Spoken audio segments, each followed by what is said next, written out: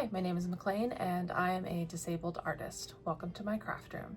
Today I'll be showing you how I made 5 summer-themed air-dried clay projects, including a floral frog for arranging your cut flowers, a daffodil-shaped candle holder, a tomato pie tic tac toe set, a garden-themed trinket dish, and a foxglove bell. To make these projects, I used my Crafting Coven Summer Solstice air-dried clay craft kit, but you don't have to buy the kit to follow along with the tutorial. If you're here because you are already a Crafting Coven member, welcome and thank you so much for your support. And if you would like to purchase a Summer Solstice craft kit, they are available until July 1st at the link in the description. Okay, on to the first project. If you are watching this video because you are already part of our Crafting Coven and already receive our subscription boxes for each solstice and equinox, let's go over everything in the Crafting Coven Summer Solstice air-dried clay craft kit.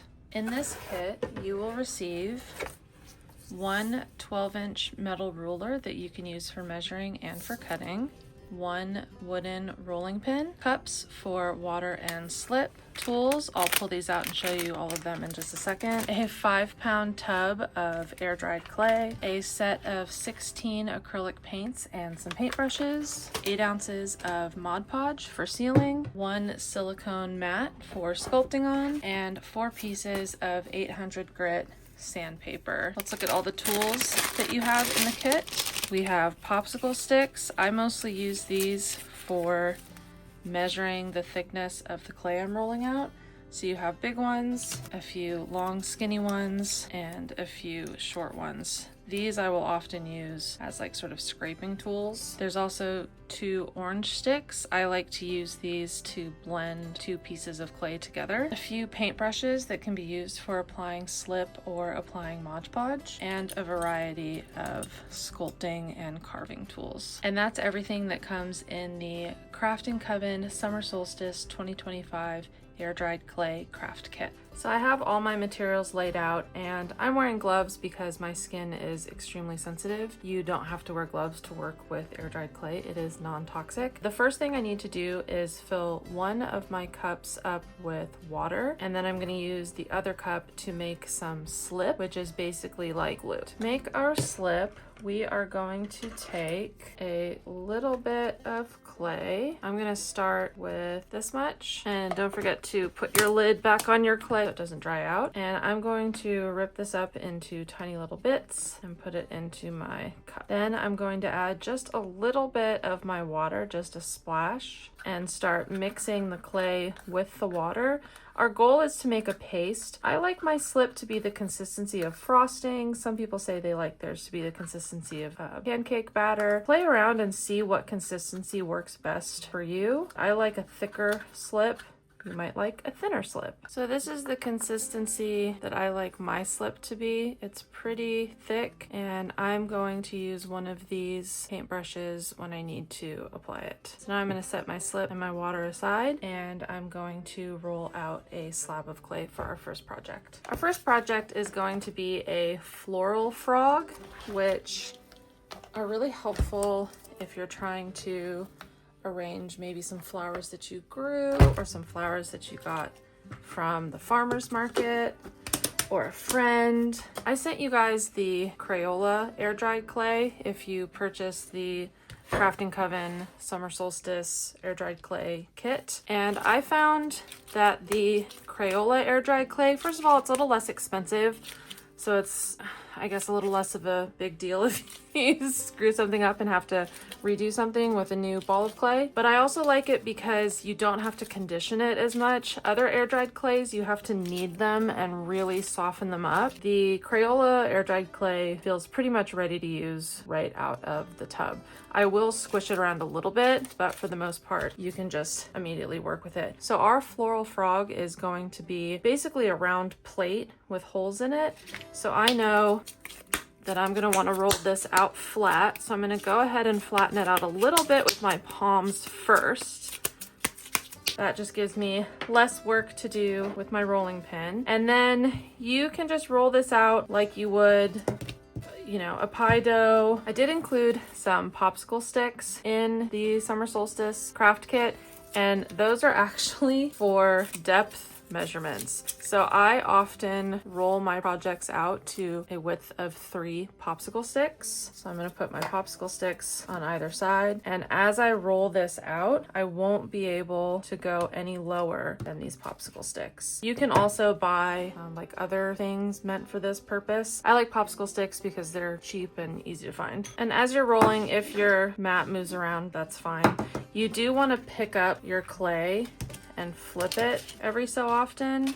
That'll help you get a more even shape. And if you feel like your clay is breaking a little too much, you can take a little bit of water on your fingers and kind of smooth that a little bit. Once my clay is rolled out to an even thickness, I am going to cut out a circle. You can do this by tracing a circle on a piece of cardstock and cutting that out and laying that on top, or I like to just use this old plate. So I'm going to lay that down and just trace around it. And I like to go around it 2 or 3 times. Okay, now I'm going to peel the excess clay off, and we'll use this for our next project. But for now, I'm just gonna pop it back in my tub and put the lid back on to keep it from drying out. And then I'm gonna peel off my circle from there and I'll lay it back down and reshape it. Mine never end up being a perfect circle. I'm okay with that. That's kind of the skill level that I'm at. If you want it to be a perfect circle, feel free to reshape it or even recut it before you set it to dry. And then another thing I like to do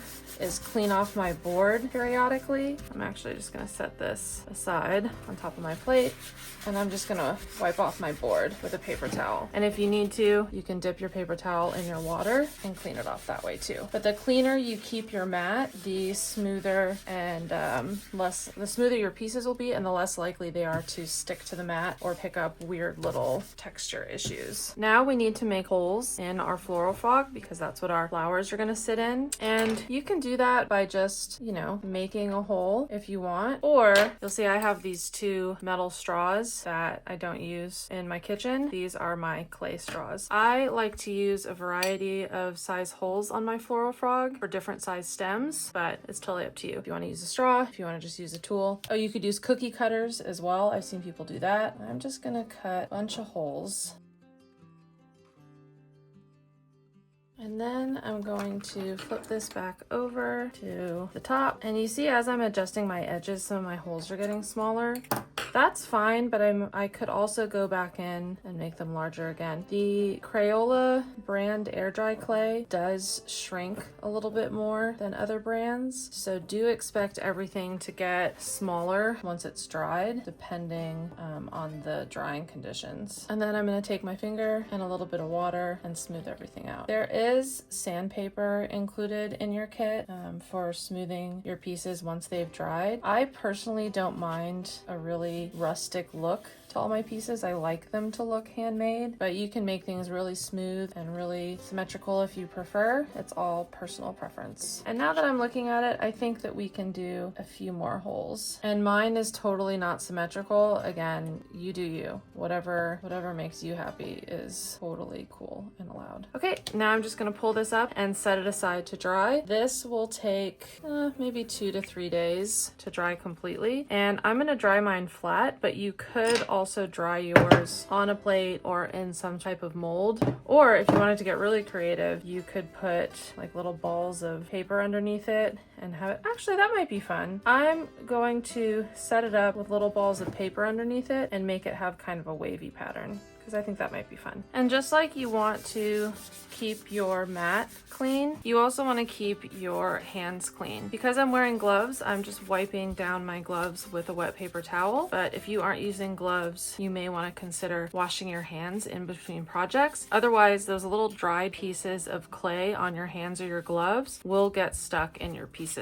This is how I set up the floral frog to dry in a more fluted shape, with just little balls of paper towels propping it up. It's been a few days and our floral frog is completely dry. So now I'm gonna do just a little bit of sanding so that then I can paint and seal this piece. When you're sanding your air dried clay, you do wanna work outside. So I'm out in my driveway And I'm also going to be wearing a mask, which you should too. You really don't want to breathe in the fine particles of the air-dried clay. You don't have to sand your air-dried clay if you don't want to. I like to because I think it just gives it a more ceramic look when all is said and done. And for this one, I don't think I really need much on the top. It looks pretty good on the top.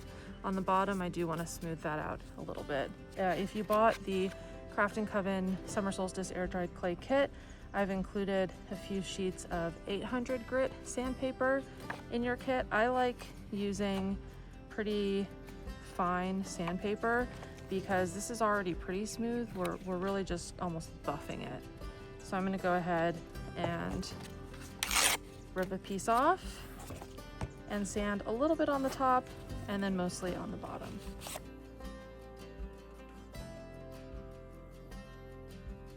So as you can see, we just smoothed everything out a little bit. It does generate a lot of dust, and again, you don't want to breathe that in. That's why we are outside wearing our gloves and our mask. So I'm going to wipe this piece off with a damp paper towel to get all the dust off, and then we'll paint it. Now that our piece is completely dry and has been sanded, and then all the excess dust has been wiped off, it is time to paint. If you purchased the Crafting Coven Summer Solstice Air Dried Clay Craft Kit, you received all of these paints in the kit. And then I just have my silicone mat, a paper plate to put my paint on, some paper towels to wipe off my brushes, and a cup of water to clean my brushes. For this floral frog, I'm actually going to keep it really simple and just paint it a deep green color. So let's do that real quick.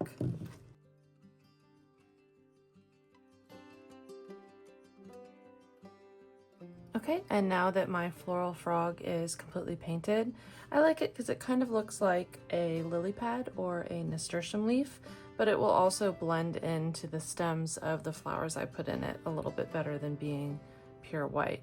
You could paint this with all sorts of different designs. It's totally up to you. I just chose to go with a dark green. Because the air-dried clay is so porous, you do use a lot of paint, and the paint does dry pretty quickly. So I'm going to set this aside to dry. It's not going to take very long, but I'm going to still give it probably an hour or two to make sure it's completely dried out, or even longer. You could let it sit overnight if you wanted before we glaze it. Now that our paint is completely dry, we need to seal our piece. If we don't, the paint will just peel right off and flake as you use it. There's a lot of different sealers and glazes on the market that you can use. I'm going to use Mod Podge Matte today. If you purchased the Crafting Coven Summer Solstice kit, you got 8 ounces of Mod Podge Matte in that kit. Again, there's lots of different sealers and glazes on the market. In my personal opinion, none of them make air-dried clay fully waterproof, and none of them make air-dried clay food safe. So these pieces are just decorative pieces. Please don't use them for food. And also please don't use them in applications where they would get wet. I mean, maybe a little bit, like if you accidentally splash some water on them and dry it off pretty quickly, that's fine. But I wouldn't make, for example, a plant pot and a plant saucer out of air-dried clay and expect it to hold up with exposure to water over time. So to seal this, first I'm going to paint the top, and then I'm going to let it completely dry for a few hours, and then I'll flip it over and I'll paint the bottom. And depending on the sealer or glaze you're using, you can choose whatever finish you want. So for example, this one is matte, so when it's dry it'll look pretty much the same as just the plain paint did.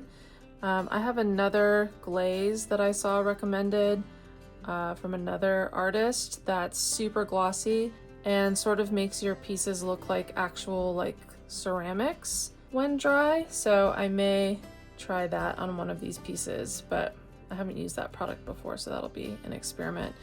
Mod Podge goes on a little bit white, but it dries completely clear. So don't worry that as I'm painting this, it looks like the color of my piece is changing. That'll go right back to the green color once the Mod Podge dries. And I'm not being too careful about getting everything super smooth. Like I said, this dries clear, so you will see the brush marks. So you might want to spend a little time making your brush marks a little more tidy, I guess, than mine are, but it's really personal preference. As I was painting my pieces, I felt the brush strokes were pretty noticeable, so I'm not too worried about them being a little bit noticeable on my sealer layer. Before I set this aside to dry, I'm just twisting up a little piece of paper towel, and this is what I'm going to use to stick into all these holes to get the excess Mod Podge out of the holes.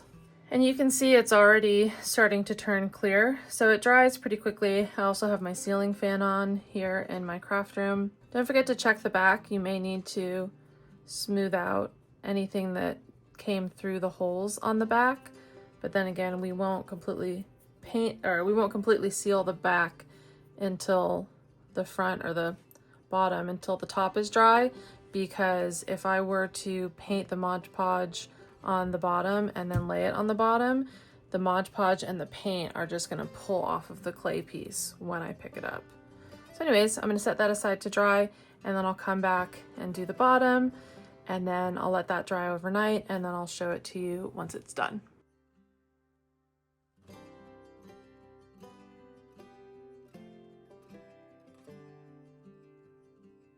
Now let's make a daffodil shaped candle holder. We'll start the same as the last project by rolling out a round slab of clay about 3 popsicle sticks thick. Now that I have my slab rolled out, I need to cut out 6 petals. I found a free printable online and just cut it out of a piece of paper. I'm going to use that so that my petals are uniform. And I'll link this printable in the description.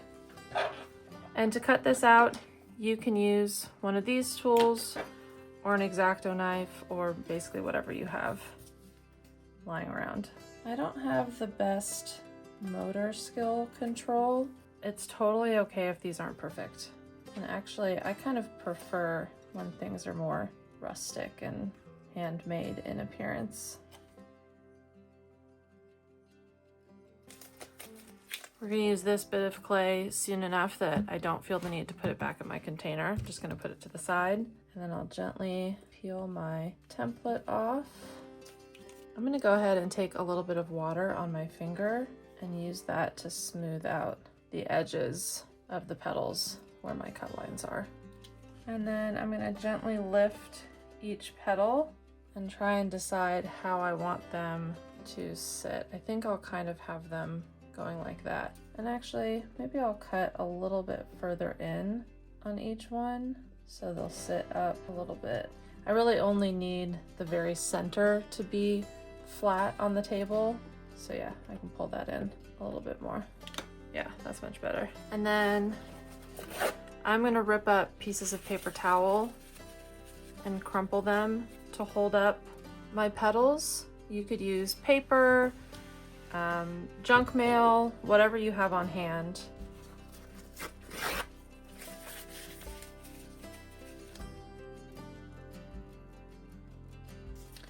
And now I'm just taking some water and smoothing out the edges and the top so there's less to sand, and also because I am getting a little cracking.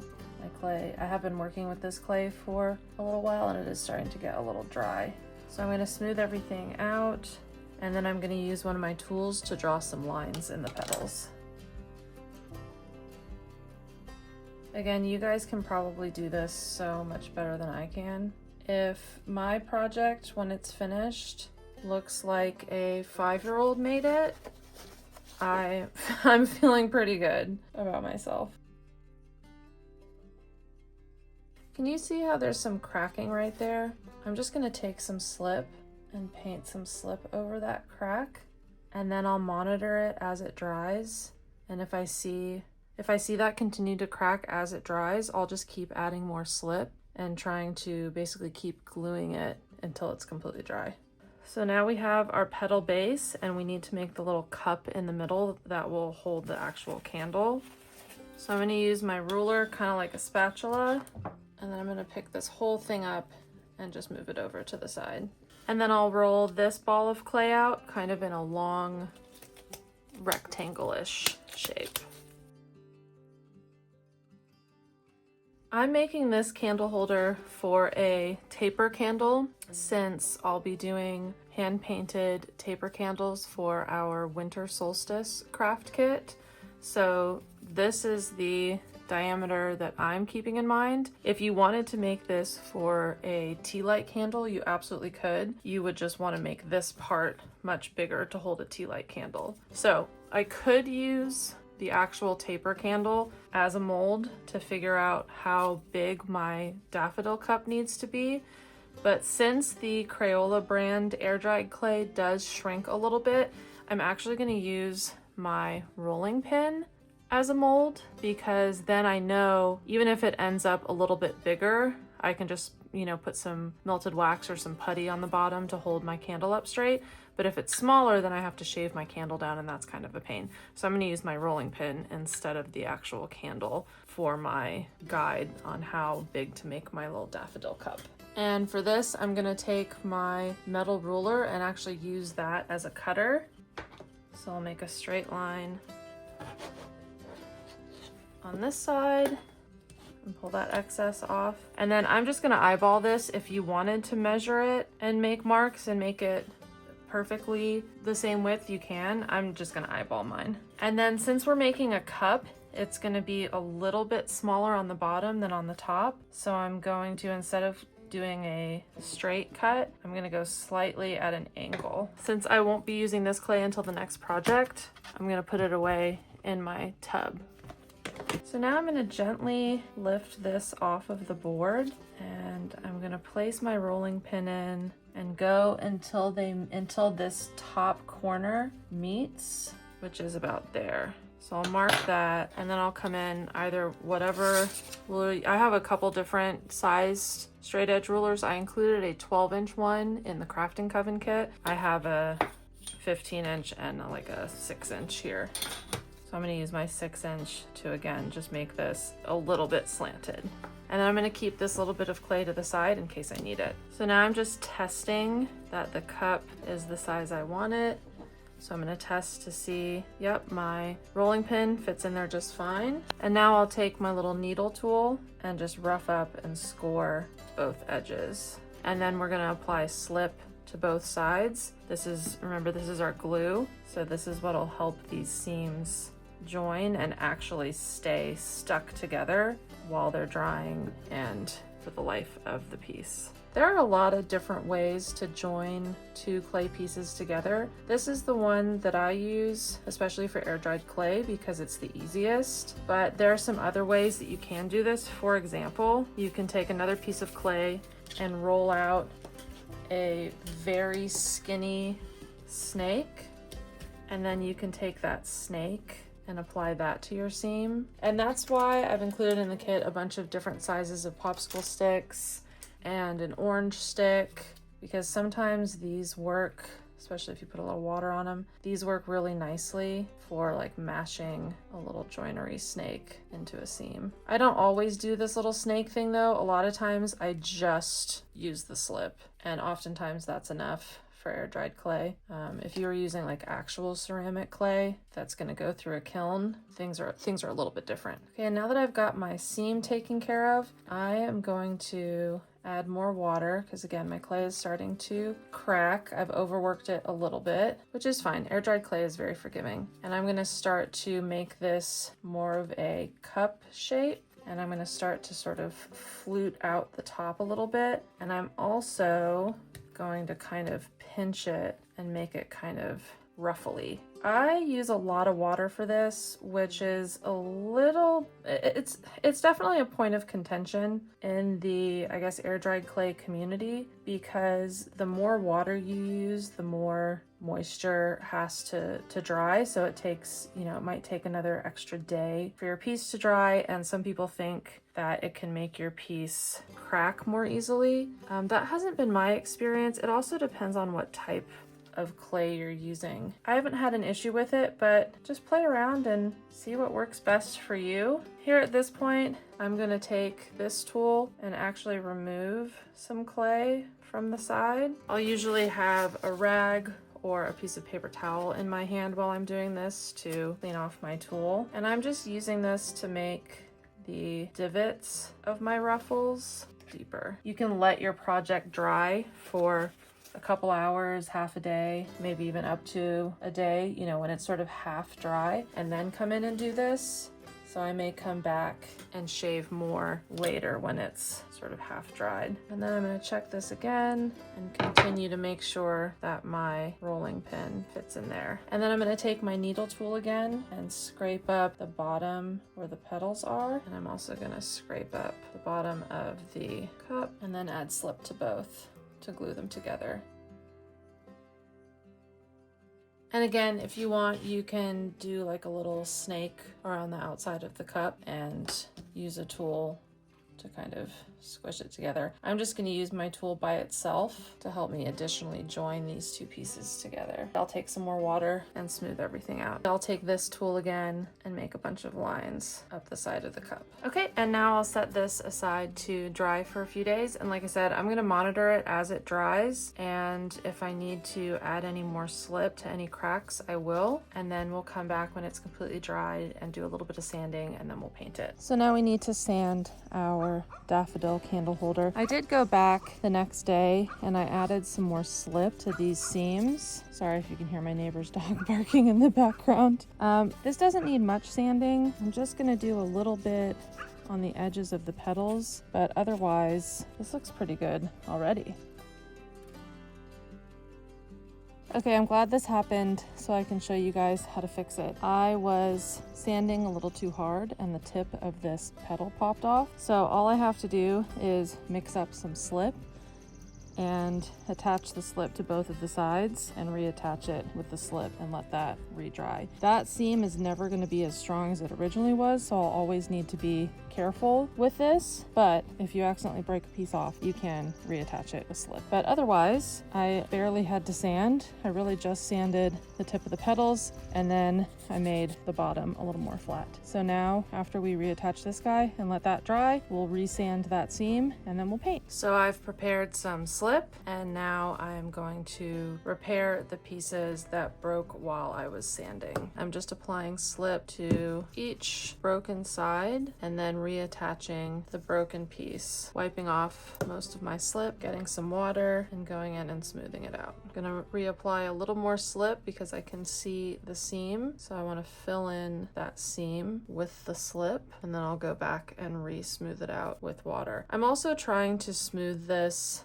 I'm kind of trying to get this extra smooth because I don't want to sand again. If I try to sand this end again, it's much more likely to break in the same spot. So I'm not going to sand this after repairing it. Okay, and that's our second piece repaired and ready to dry overnight. So here's our daffodil candle holder. It has now completely dried. Let's see, where is our repair? I think that is the petal we repaired. You can tell a little bit, but I think it looks pretty good. So now we're going to paint it. As I said in the last tutorial, because air dried clay is porous, it does soak up a lot of paint. So you want to put a decent amount of paint on your plate. I could just leave the air dried clay plain and not paint the white, but I want it to be a little bit brighter than this, so I'm going to use white paint and yellow paint.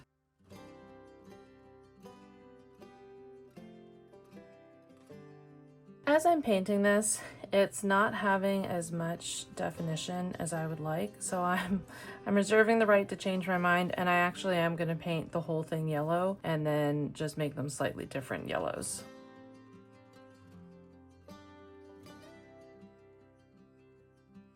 Now that it's dried, I feel like there's not enough going on. It's too much just one color. So I'm actually going to go back and do something kind of like this and paint this a bit of a lighter yellow and then paint this a very pale pink.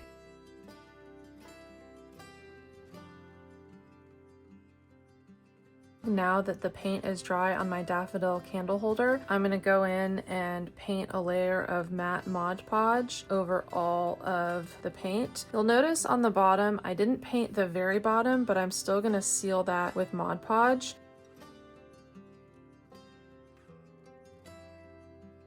Okay, now that the top of my piece is covered in Mod Podge, I'm going to set it aside, let it dry for a few hours, then I'll flip it over and do the bottom, let that dry for a few hours, and then come back and show you the final result.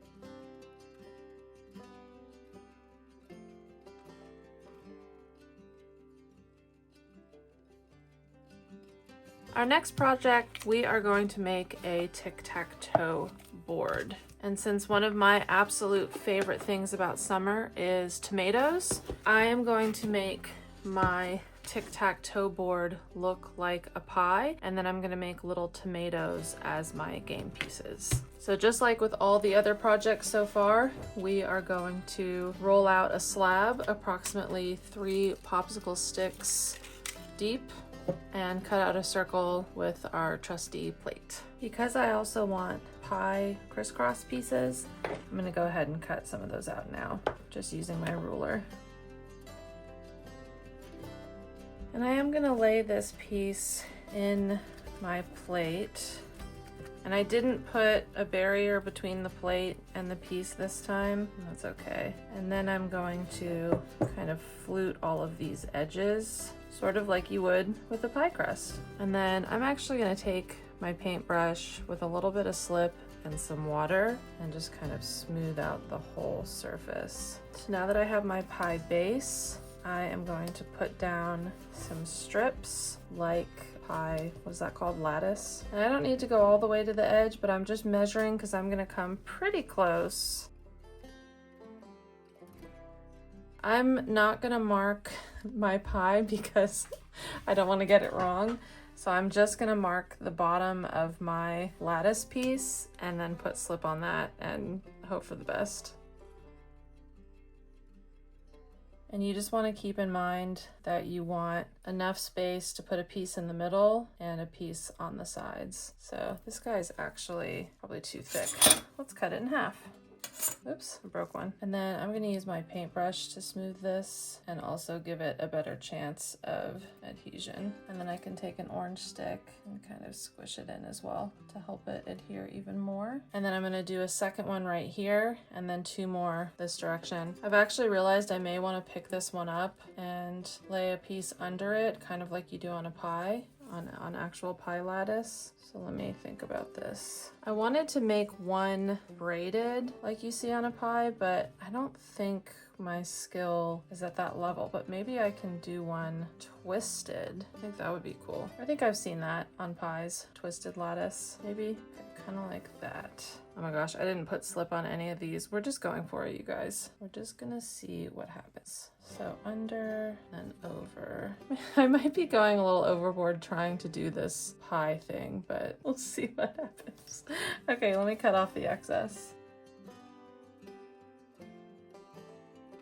There is our tic-tac-toe board. And again, I didn't put any cling film or parchment paper on this plate, but as this dries and as it shrinks, I'll be able to just pop it off the plate because the plate is made of glass. So I'm gonna set this aside and now I'm going to make tomatoes. And for a tic-tac-toe board, you generally need 5 of each piece, so 10 pieces total, and they can be pretty small. This is gonna shrink a little bit and then the pieces are gonna shrink a little bit. So theoretically, if I make them the right size to fit in these squares now, they'll also fit in those squares once everything dries and potentially shrinks a little bit. So I feel like that's a good size for the whole tomato. So I'm gonna make 5 balls as close to that size as I can get. And then I'm gonna make 5 circles that same diameter. Another way to do this would be to get a little food scale and weigh the balls, just like you would with like pizza dough or something.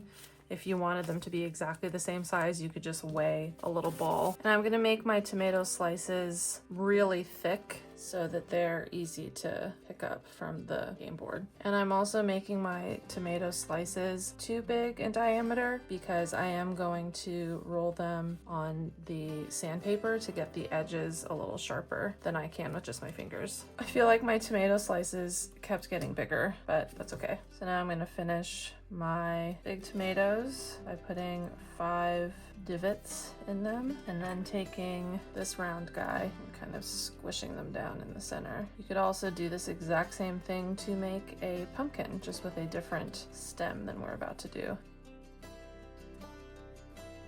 So that's our first whole tomato done. I'll probably smooth it out a little bit with some water. So I'm going to do this exact same thing to the other 4 pieces.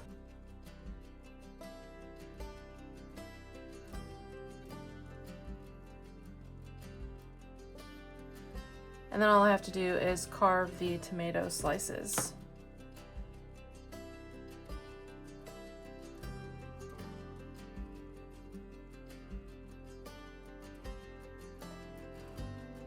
So there's my pie, my whole tomatoes, and my tomato slices. I'm going to set all of this aside to dry for a few days, and then we'll come back and paint everything. It's been a few days, and our tic tac toe pie with our tomato pieces have all dried and are ready for sanding. I don't think I'm going to sand the whole tomatoes at all. I want to clean up the edge of the pie crust here, and then I want to clean up the bottom, and then I'll do the tomato slices and then I'll be done.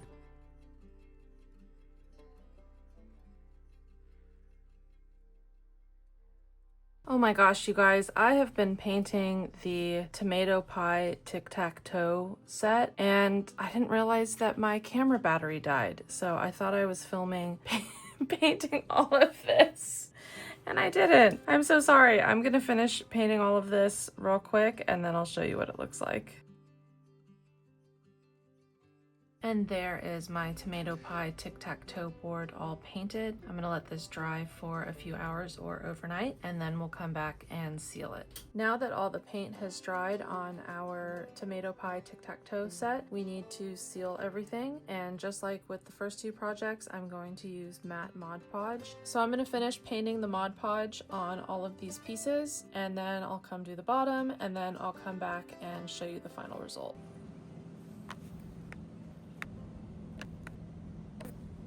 I win! Next, let's make a trinket dish. There are so many different ways to make a trinket dish, but today I'm gonna make one that has a little carrot coming out the side that you can put your rings on. Once I have my slab rolled out, I am going to put my same little plate on top of it and cut that out.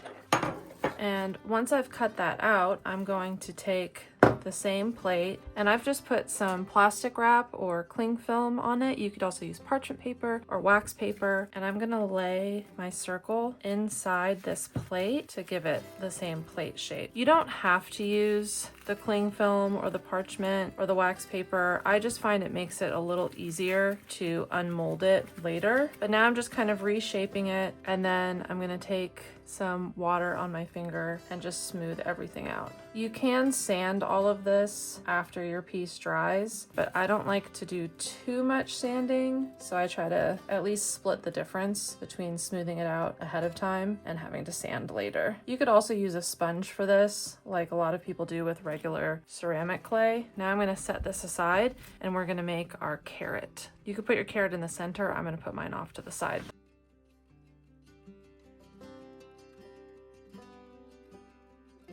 So now we're gonna attach the carrot to our plate right about there. I'm gonna score the bottom of the carrot, and sometimes I'll make hash marks and sometimes I'll just make a bunch of little pokes, and then we'll apply slip to both. And then I'm gonna take some more clay and approximate some like carrot leaves.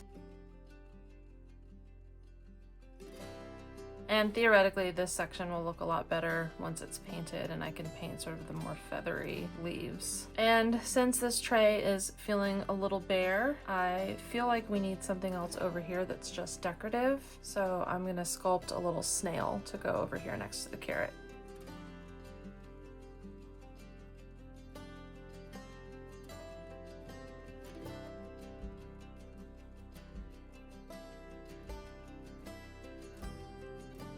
I still feel like it needs one more thing, so I'm gonna sculpt a mushroom too. This is a good time to remind you that your plate can be whatever you want it to be. If you wanted to just stop at the plate part, you totally can. If you wanted to just let that dry in a plate shape and then later paint a fun design on it, or even just paint it a solid color, you totally can. Like I said, I'm gonna go one step further and also do a little mushroom.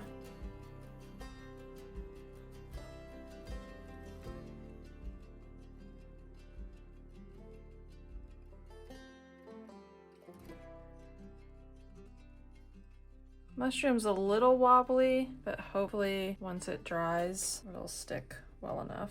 Okay, now we're gonna set our trinket tray aside to dry. For this trinket tray, I think all I'm gonna do is sand around the edge, and I'm gonna clean up the bottom. That's it. I'm not gonna sand any of this stuff, especially because this mushroom is still kind of wobbly and fragile. So yeah, I'm not gonna do much sanding on this one. Okay, so I think that is sanded pretty well. Oh no! My mushroom fell off. So that is another thing that I will repair with slip and let it dry for another day or two before painting. It's great that I'm just showing you guys how to troubleshoot all the issues that can arise. We're gonna reattach the mushroom to our trinket dish by applying a good amount of slip to the dish itself, good amount of slip to the bottom of the mushroom, and then I'm just rotating the mushroom to try and find where it was before, so it was right there. And then I'm gonna get some more slip on the very tip of my paintbrush, and I'm gonna kind of go in and actually just build up a lot more slip around the base of this mushroom to try and make it stronger this second time than it was the first. Okay, and that's my repair for this piece. And now that my trinket dish is completely dry, let's go ahead and paint it. I am seeing a few little areas that I could sand. They're not really bothering me that much, but also there's a close-up of the repair we did to the mushroom. But yeah, let's paint this trinket dish.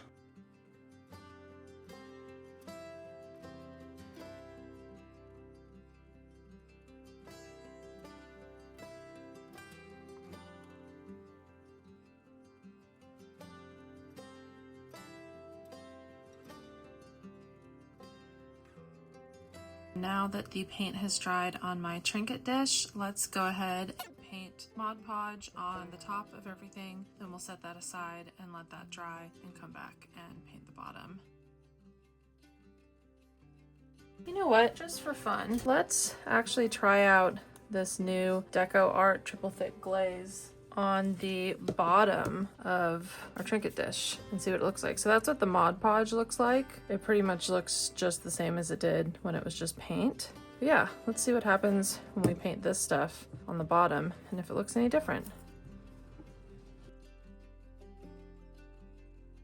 This is the Deco Art Triple Thick Glaze, which is super glossy. And then if we compare that to the Floral Frog, is the matte Mod Podge. The difference, I definitely don't think the triple thick deco glaze makes this look like a fired ceramic. You know, it doesn't look like something that's gone through the kiln, but I like them both for different reasons. And I actually went back and added the Deco Art Triple Thick Glaze just on the inside, this sort of pink part of this daffodil candle holder, to see if you could paint it on top of matte Mod Podge and still get the same effect. And it's maybe not quite as shiny, but you absolutely can. Let me put everything together and show you how it turned out.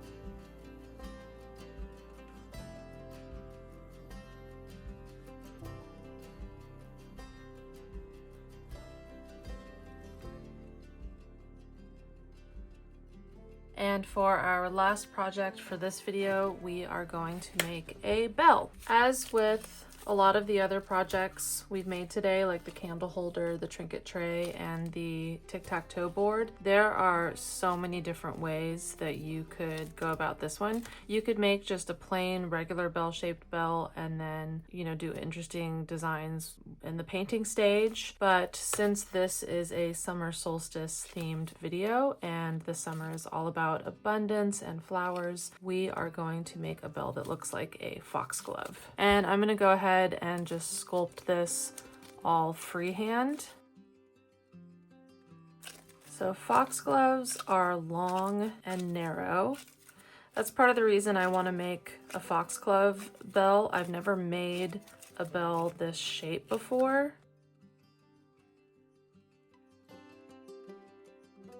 So right now this is actually looking a lot like a morning glory, but we're gonna keep going and try to achieve more of a foxglove vibe.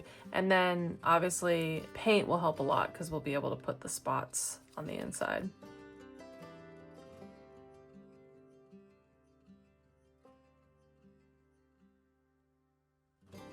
Okay, now that I've got my flower sculpted, I am making sure to add a hole in the top because once this is dry, we're gonna put a piece of string and that's gonna have the, I forget what it's called, but the little ball that actually hits against the sides. Okay, and keeping in mind that this could shrink a little bit, we're making our hole a little bit bigger, so if it shrinks, we'll still be able to fit our string through. And then I'm also gonna make a sepal for the top because I think that'll just add a little extra to it.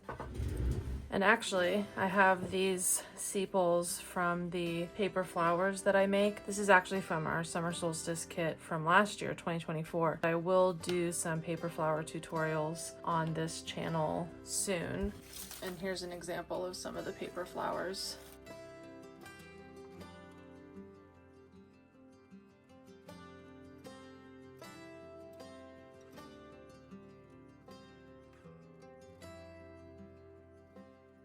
Oh no, are you breaking? Okay, I'm gonna have to keep an eye on this sepal as this is drying. I did make it too thin and these do want to crack. I may also prop something up under each of the little points to keep them in their shape. And so for our bell part, I think I'm gonna make a teardrop. Is that gonna be too big for that? Probably. I'm gonna go ahead and make a loop out of wire to tie our string to. So I'm just looping some wire a bunch of times around a pair of round needle nose pliers. And then I saw some YouTube video that suggested, gosh, I can't remember who it was, but that suggested putting a hook in the bottom of your wire instead of just sticking the wire straight in because then it just comes straight out. We're gonna try the hook thing. It means I'm gonna have to reshape this, but that's okay. So let's get that in there. Made that hook a little too long. And then let's reshape our teardrop. I love bells. I love bells. Our foxglove bell has been drying for a few days and literally just now when I went and picked it up, one of the corners of the sepal fell off. So here's another example of where I'll have to reattach it with slip and let it dry for a few days. But I'm gonna go ahead and sand. Looking at it, I could actually get away with not sanding this at all, but I'm just gonna even out a tiny bit. It really doesn't need much sanding.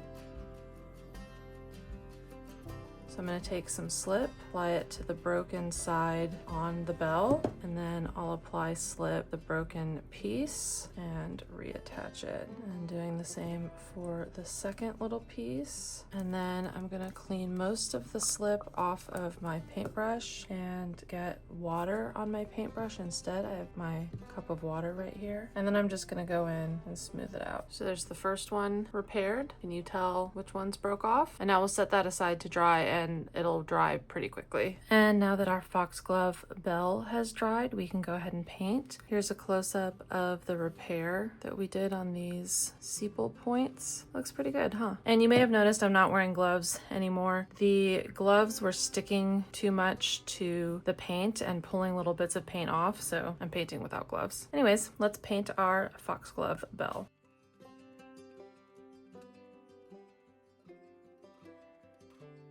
So you may have noticed that the two tips fell off again. So I just got out the Mod Podge and used that to glue these back on. So my foxglove is almost done. I just need to put the burgundy dots in the center.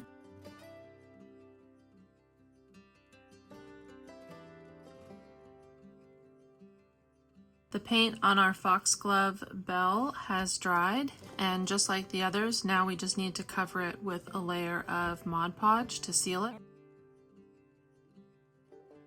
Now that the Mod Podge and Deco Art glaze on our bell is dried, we need to assemble it. And because it's decorative, instead of having this piece all the way up in there to ring, I'm gonna have it hanging slightly out of the foxglove. The first thing I'm gonna do is tie a knot multiple times in my piece of string. You can use any piece of string or twine or yarn that will fit both through the hole in the top of your bell and through the hole in this little piece. I'm just using some pink and white baker's twine, which is actually string, but you can use whatever you want. So I've just tied a big knot so that once I put my string in the bell, it won't just pop out through the top of the bell. And then I'm going to kind of eyeball. This is sitting about there inside the bell. I want to tie this about there. I'm eyeballing it. You can absolutely measure this with a ruler if you want. And then I need to put my string through this little hole. Double check. I'm gonna tie it about there. And then I'm gonna put this end of the string up through my bell. And if you need to, feel free to use something like an embroidery needle. I was having a hard time getting my string through there by itself. Okay, and now that we've pulled our string through the top, we are going to tie another knot right here to keep it from falling back through. And make sure you're keeping this tight because you want to get this knot. So I'm holding it on the inside with my thumb, and you want to get this knot all the way down as close to the bell as possible. And then I'm going to tie it around itself one more time. And now we just need to tie a loop and cut off the excess. And there is our decorative foxglove bell.